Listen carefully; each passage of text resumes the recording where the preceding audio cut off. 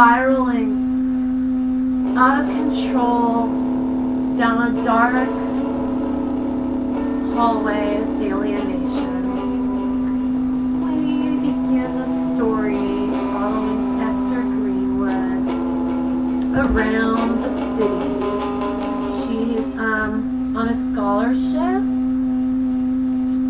for her writing, and she just starts going bonkers, and she's assaulted by a guy named Marco, and I think that that's what sets her off really, because after that incident happens, everything just goes downhill. This major depression episode lands her into a mental hospital after she attempts to kill herself by overdosing on sleeping pills under her house, and her mother finds it.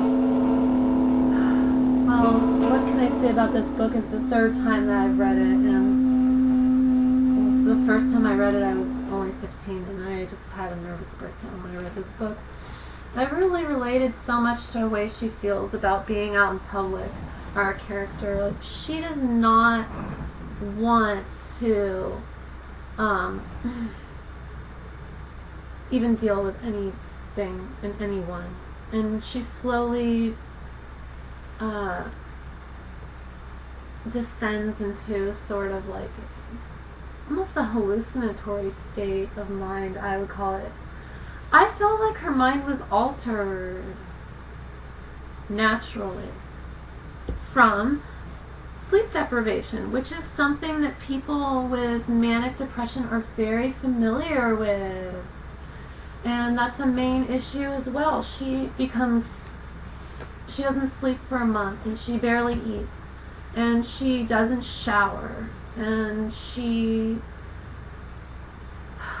is just losing it. The hard way that a lot of women find out that when they're going crazy, they're just like, you're alone completely. And also, she was an attractive woman, and a lot of attractive women, if you say you're going crazy, they don't take you seriously because they just look at you like, oh, you're accomplished, you're talented, you're physically attractive, therefore you can't be crazy, you can't have problems, like, whatever, you know, insanity is not a luxury that you can afford or something.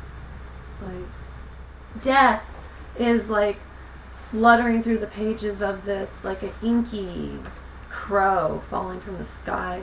Everything is so blue and dark, and you start feeling like when you're reading this that you're under the bell jar and it's pressing down upon you, and you're like going, like, by the end of this, my boyfriend was like, God, why are you sighing so much all the time? Because I just kept going, oh, because the heaviness of this, it's like wearing a weird weight on you.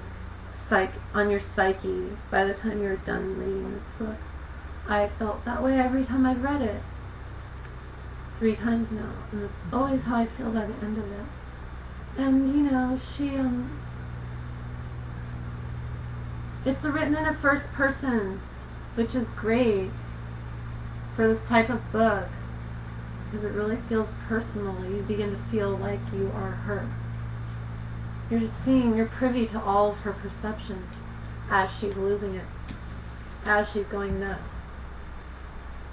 You get to be like an omniscient witness to her. It's almost like reading someone's private diary, right? Because it is written like it's a memoir. This summer I went mad.